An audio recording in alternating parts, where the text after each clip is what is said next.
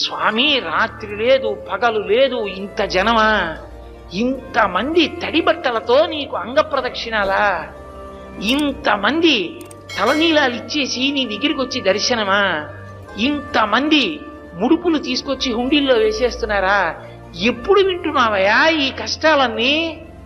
కళ్ళందుకే ఇలా నామాలు పెట్టేసుకుని నిద్రాముద్రాం నిఖిల జగతి రక్షణే జాగరూకం అని దక్షిణాయనంలో పడుకున్నవాడు ఆంతరంగంలోకి చూసినట్టు వచ్చే వాళ్ళ మనస్సులు చూస్తాడు. వ్యాసుడు అందుకే ఓ మాట అన్నాడు, వెంకటాచల క్షేత్రంలో వెంకటేశ్వర స్వామి వారి ముఖమండలం బహుప్రసన్నంగా ఉంటుంది. ఒక్కొక్క రోజున ఎంతో సంతోషంగా ఉంటుంది. అర్థం ఏమిటో తెలుసా? కొండ మీదకి ఎవరో ధార్మికులు వచ్చారని గుర్తు. ధర్మమునందు విశేషమైన అనురక్తి ఉన్న వాళ్ళు కొండ మీదకి వచ్చారనుకోండి, ఆ రోజు మురిసిపోతాట, ఒరే ఒక్కడు వచ్చాడు